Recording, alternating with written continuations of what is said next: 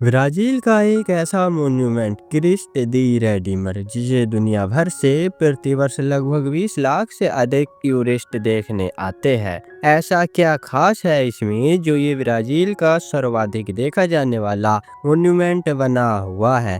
क्या है इसका इतिहास और पीछे के बनने की कहानी, और क्यों इसे 7 आश्चर्यों में शामिल किया गया?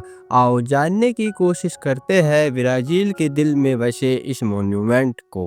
ब्राज़ील के दिल में बसा क्रिस्ट डी रेडिमा सिर्फ एक प्रतिमा स्टैचू नहीं, बल्कि विश्वास, शांति और एकता का प्रतीक है। ब्राज़ील के रियो डी जेनेरियो शहर में स्थित क्रिस्ट डी रेडिमर की कल्पना सबसे पहले 1850 के दशक में की गई थी। ये ब्राज़ील की एक कैथोलिक समुदाय ने सोचा कि एक विशाल मूर्ति स्थापित की जाए जो इस देश के धार्मिक विश्वास को दर्शा सके। हालांकि उस समय ये विचार आगे नहीं बढ़ पाया, लेकिन 1920 के दशक में जब ब्राज़ील में कैथोलिक चर्च ने एक नया अभियान शुरू किया, तब इस प्रतिमा के निर्माण का विचार फिर से जीवित हुआ। उनका उद्देश्य था एक ऐसी प्रतिमा बनाना जो ब्राज़ील के लोगों के लिए एकता और धार्मिक आस्था का प्रतीक बन सके। इस विशाल प्रतिमा का निर्माण 1922 में शुरू हुआ और इसे पूरा होने में लगभग 9 वर्ष लगे।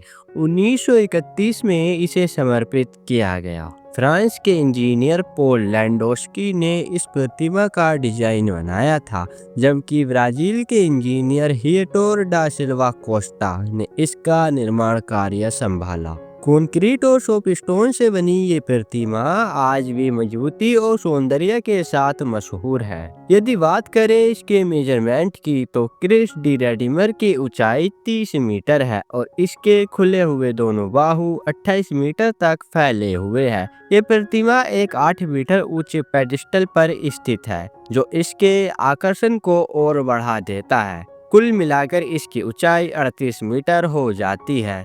ये प्रतिमा कोर्बोवाडो पहाड़ी के शिखर पर स्थित है, जो समुद्र तल से 700 मीटर की ऊंचाई पर है।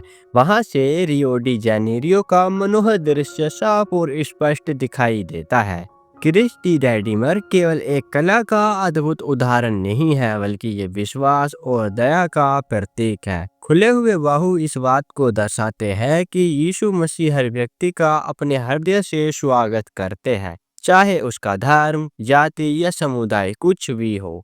इस प्रतिमा का संदेश है शांति, प्रेम और मानवता। जैसा कि हमने आपको शुरू में ही बताया था कि आज के समय में क्रिस्ट डी रेडिमर ब्राज़ील का सबसे बड़ा पर्यटन केंद्र बन चुका है। यहाँ हर साल लाखों लोग इस प्रतिमा को देखने आते हैं और विश्व भर से करीबन 20 लाख लोग यहाँ के दृश्य का आनंद लेने आते हैं। यहाँ तक पहुँचने के लिए लोग ट्रेन, बस या केबल का प्रयोग करते हैं।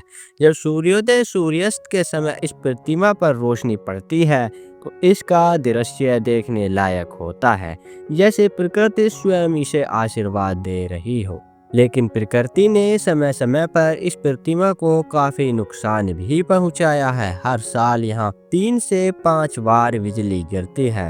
वर्ष 2014 में तो बिजली ने स्टैचू के हाथ की उंगली का एक हिस्सा भी तोड़ दिया था। उष्णकटिबंधीय आंधियां, तेज हवाएं और बारिश ने भी इसके सोपस्टोन सरफेस को बार बार कमजोर किया है, लेकिन हर बार रिस्टोरेशन टीम ने इसे फिर से खड़ा किया। क्लाइमेट चेंज और एसिड रेन ने भी इसके रंग और चमक को नुकसान पहुंचाया, फिर भी ये स्टैचू आज भी अपनी चमक के साथ खड़ा है और दुनिया के 7 आश्चर्यों में इसे वर्ष 2007 में शामिल किया गया। ये केवल ब्राज़ील के लोगों के लिए ही नहीं, बल्कि पूरी दुनिया के लिए शांति और एकता का प्रतीक है।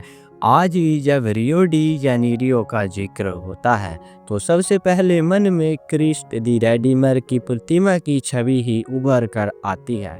ये तो बात थी ब्राज़ील के सबसे ज़्यादा देखे जाने वाले मॉन्यूमेंट की। यदि आप ऐसे ही इटली के सबसे ज़्यादा देखे जाने वाले मॉन्यूमेंट द कोलिजियम के बारे में जानना चाहते हैं, तो यहाँ क्लिक करें। धन्यवाद।